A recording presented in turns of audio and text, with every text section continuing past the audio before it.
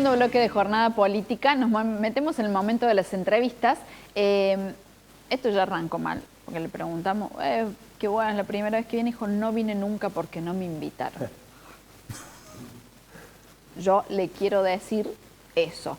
Bienvenido, José Ignacio Escoto, titular presidente de la agencia Córdoba Joven. Usted, lo importante es que quiera volver a venir. Bueno, primero después que de lo nada, que está viendo. Muchas gracias por la invitación. Sí, con mucho gusto. Yo le decía a los chicos, no voy a donde no me invitan. Bueno, me invitaron, así que un placer para mí venir allá. No vale enojarse porque el que se enoja pierde. Mi pregunta es muy concreta.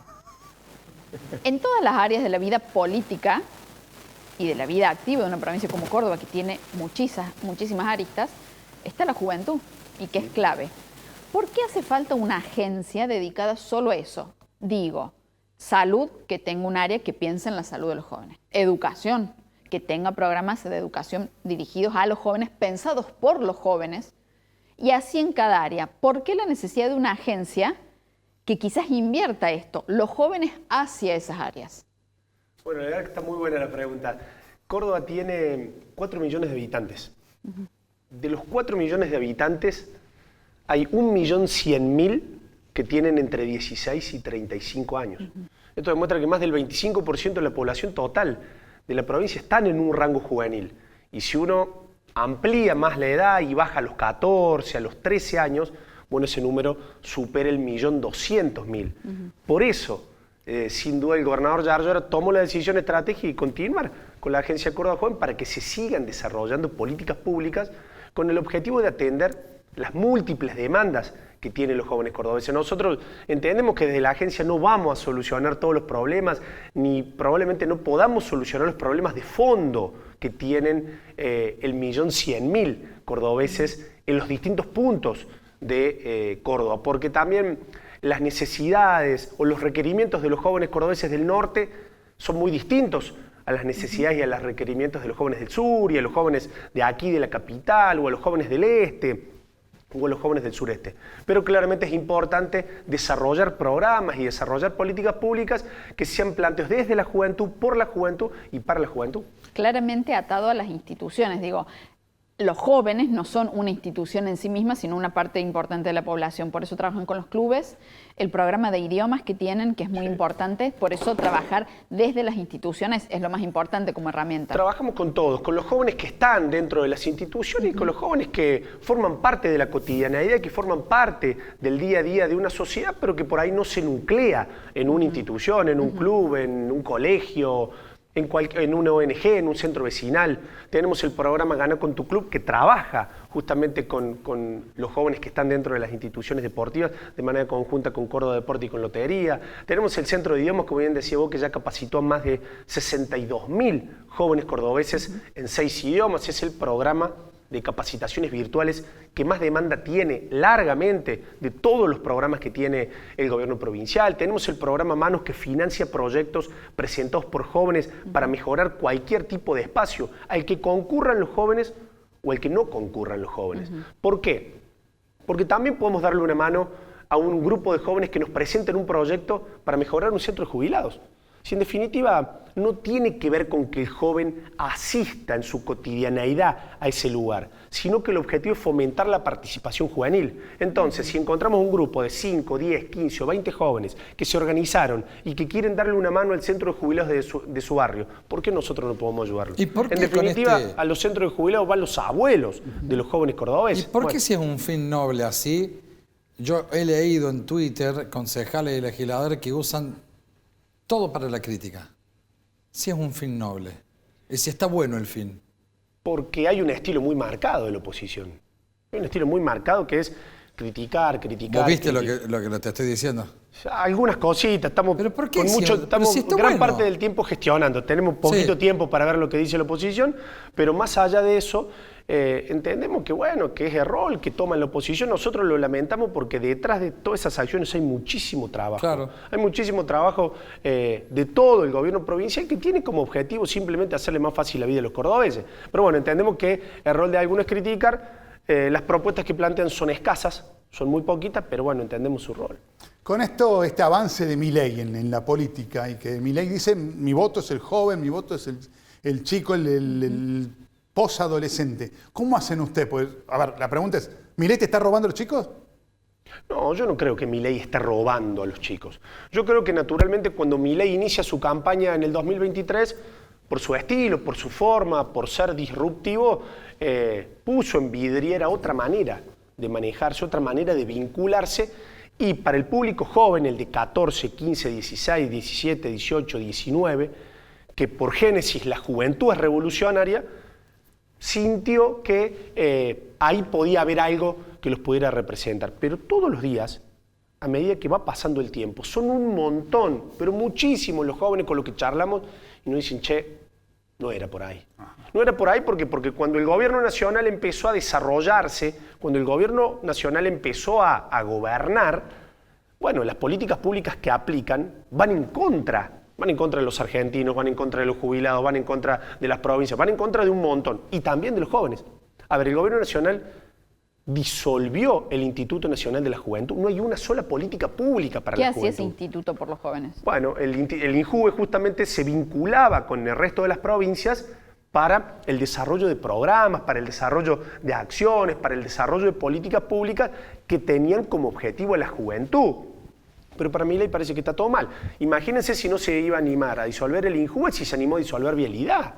Digo, bueno, entonces el desmantelamiento del Estado es una clara muestra de un estilo de gobernar. Y no todos los jóvenes están de acuerdo con que el Estado tiene que desaparecer. Por el contrario, cuando nos sentamos a hablar con los jóvenes y les contamos la enorme cantidad de acciones que desarrolla el gobierno provincial en favor de los jóvenes visualizan a un gobierno provincial que está presente, pero que lo hace de manera inteligente y de manera eficiente. Un ejemplo de eso es el boleto educativo cordobés. Hay más de 321.000 usuarios del boleto educativo cordobés. Y de esos 321.000, más de 280.000 son estudiantes. Y de esos 280 y pico mil que son estudiantes, la enorme mayoría son jóvenes, porque hay algunos que estudian, que usan el boleto, pero que no son jóvenes, pero la enorme mayoría son jóvenes. Yo me pregunto, ¿cuántos de esos 280 y pico mil jóvenes que hoy pueden estudiar gracias al boleto educativo podrían hacerlo si no tuvieran la posibilidad de acceder al pasaje? ¿Cuántos? Bueno, seguramente. A la educación pública y a la universidad gratis. Bueno, la Universidad Nacional de Córdoba, que es un emblema de la Argentina, Milei la quiere financiar. El gobierno provincial lleva adelante el proceso de descentralización de la UPC con 14 sedes regionales, 3 en el interior y 1 en la capital. Y algunos hasta se animan a banalizarlo. Yo los invito a los que banalizan el proceso de federalización de la UPC que vayan a las regiones en donde se está instalando la UPC y que le pregunten a los jóvenes si no les cambia la vida la instalación de una universidad a poquitos kilómetros de su casa, porque son pocos los jóvenes que hoy en día, con esta situación económica y social catastrófica que vive la Argentina, producto de la economía nacional y producto de las políticas aplicadas por el gobierno nacional, son pocos los que tienen la posibilidad de irse a vivir acá a Capital para poder estudiar, o irse a vivir a Río Cuarto, o irse a vivir a Villa María. Son muy poquitos. ¿Y los demás? ¿Qué quedaba para los demás? Bueno, las 14 sedes del UPC vienen a acercar a la educación a todos esos jóvenes que antes tenían como salida, vaya a saber qué cosa. José, vi un tuit esta semana, principio de revelación arrancaba. ¿Lo sabéis vos?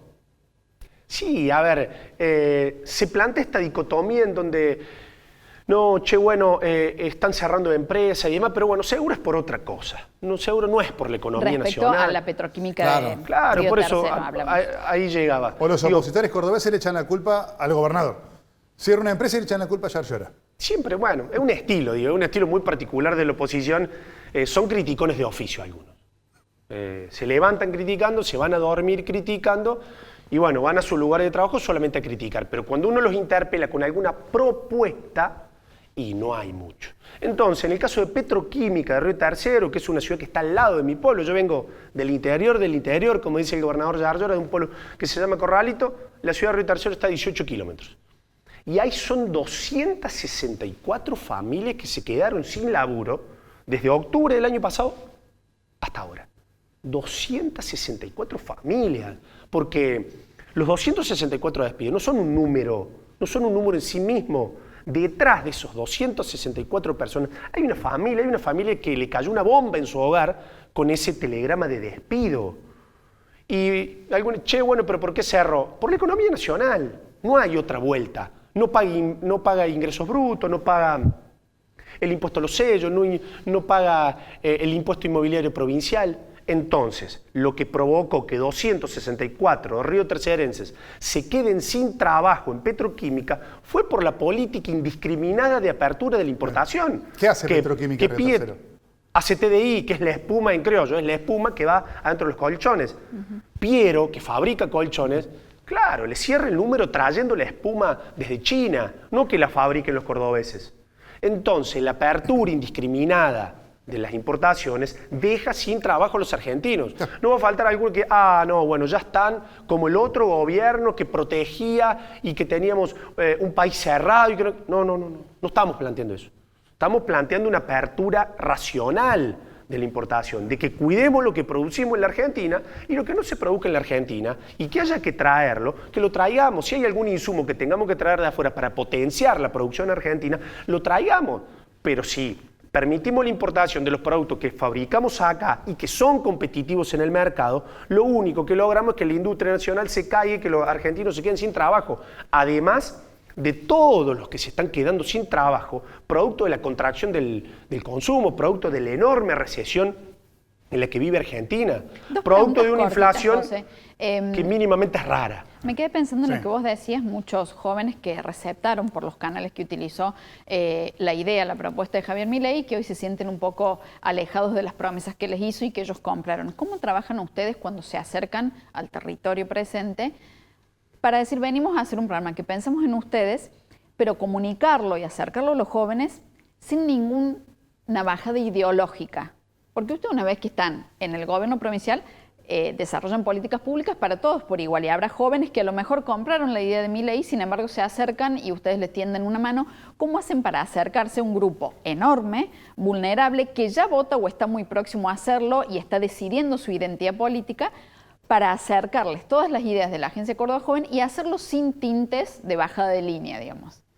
Lo hacemos desde la gestión. A ver, todos los días nos llegan un montón de proyectos a la agencia, presentados, como les digo, por jóvenes, que son para jóvenes, y nos acercamos sin preguntarle a nadie de dónde viene, si ese sector o ese grupo de pibes a quién votó. No va por ahí. Nos acercamos con la acción del Estado porque entendemos que ahí tenemos que estar con prescindencia de la ideología de los pibes. Pero como te decía al principio, se da la paradoja que cuando nos ponemos a charlar con los jóvenes y producto del enorme trabajo que desarrolla todo el equipo de la Agencia Córdoba Joven, por ahí hay algunos que sí, que se sintieron representados por Milei en el 2023 con su estilo, pero que con el desandar de la gestión se sintieron desilusionados y ven en el gobierno provincial que conduce Yarlora un gobierno que está presente y que pone la cara y que genera oportunidades, porque no es jarabe de pico, porque cuando analizamos el desarrollo de las políticas públicas del gobierno nacional no encontramos casi nada.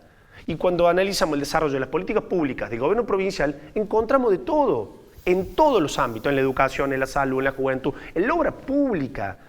Digo, es una locura que tengamos que estar rediscutiendo lo obvio, como dice el gobernador, que tengamos que rediscutir si en Argentina vale la pena o no hacer una ruta en Argentina, con la territorialidad que tiene, con la extensión que tiene, con el entramado productivo que tiene la Argentina. Hemos llegado al punto tal de repreguntarnos si vale la pena o no hacer o arreglar una ruta.